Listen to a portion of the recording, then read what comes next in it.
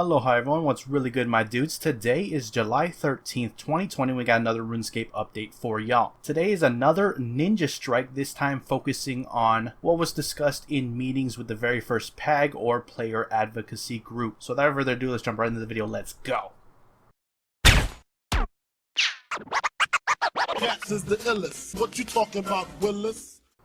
Alright guys, so we're finally seeing the results of PAG, so let's jump into what's been changed with it. Starting off with pets and familiars. Familiars and pets can now be brought into the lobby of the Mage Training Arena, the Dorjish Khan Agility Course, the Heffin Agility Course, the Falador Party Room, and the Runespan. In the Falador Party Room and the Runespan, the pet or familiar will be only visible to the player. Moving on to adrenaline related changes, the Power Burst of Overkill is no longer a Power Burst, but an adrenaline renewal potion. The Power Burst vial is no longer required to create the potion, but all other ingredients and recipe improvements remain. The adrenaline renewal potion can also be turned into a 6-dose flask. From now on, drinking an adrenaline potion will only trigger the adrenaline cooldown, not the Power Burst cooldown. You can now unlock the ability to clear your adrenaline cooldown from War's Retreat. The adrenaline cooldown is reset once the player uses any of the adrenaline crystals next to the portals in War's Retreat. This will work even if you're at 100 adrenaline, and this is unlocked from War's wares and requires 2,000 boss kills. Moving over to clues, the Globetrotter shorts will now have a Signal Yuri option instead of Perform an emote, which will speed up clues while players are in combat. The item description, shop description, and options have been changed to reflect this. And meerkat pouches can now be converted into Fletch casket pouches at a summoning obelisk. This will require 4 summoning to create 10 scrolls per pouch. Moving on to some general changes, all players will now receive the boosted War Priest armor drop rate buff previously granted only to the first 2 world event players. The Max Guild Guardian portals now have a Do Not Ask Me Again option when turning them into a new location. The Grace Period tab in the Achievements interface now has separate categories for Completionist, Trim Completionist, and Master Quest capes. And finally, Hardcore Iron Man, upon death, will automatically be downgraded to regular Iron Man accounts. This will happen regardless of whether the account owns additional life items such as the Jar of Divine Light. And that is it for the major PAG changes with today's update in the Ninja Strike. We're going to shift on over to the patch notes and see exactly what's been changed with that. So let's go ahead and check it out. The game will now recognize that your pet is summoned when you change its tier. The Accept button in the pet's customization panel will now update the pet's appearance instantly. Updated numerous login error messages to reference the game client rather than a web page. Telos' Lesser Anima Bomb attack will no longer continue to damage players at the start of Phase 5. The message informing you of an empty charge pack will now appear if the player uses an augmented pickaxe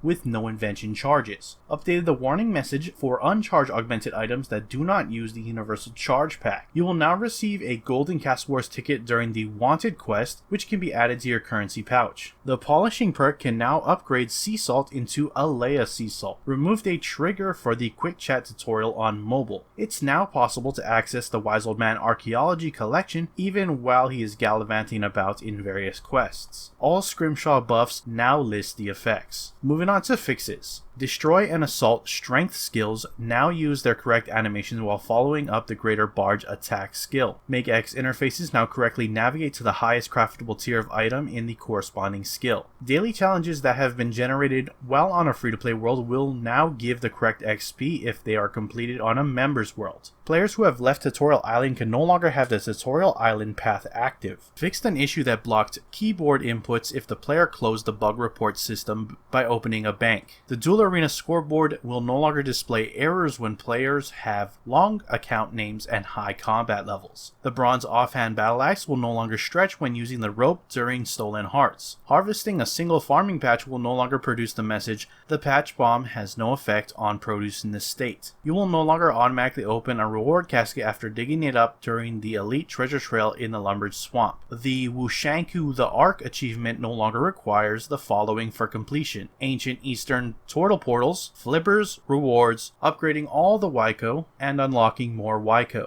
The edit crew button in the player-owned ports can no longer be used while the ship's on a voyage. The message "you do not have enough inventory space to do that" will no longer appear while making flat packs that take 2 planks. The player-owned farm breeding rabbits tutorial can now actually be completed. The audio setup option will now appear in the lobby before starting the game. Fixed an issue which caused the first and second recommended challenges to switch links. The achievement subcategory is now displayed correctly. Fixed an issue where it was impossible to use the World's Retreat teleport at 60 combat or above on members' worlds. Fixed an issue where the treasure hunter window would not load correctly in a small sized game window. Using the dungeon home teleport will no longer silence the music. Fixed an issue where red dragons in Elite Dungeons 2 were able to attack through barriers under certain circumstances. Fixed an issue which prevented a cutscene in Desperate Times from ending. And finally fixed an issue which prevented subtitles from being displayed in the first cutscene of Desperate Times. That's it for your patch notes. Links to everything discussed in this video will be down in the description below. Head on over there to check them out. With that, I'm going to wrap up the video. If you enjoyed it, hit that like button. If you're not subscribed yet and you want to stay up to date on all things RuneScape related, then hit that subscribe button. As I appreciate you watching. I am out. Aloha.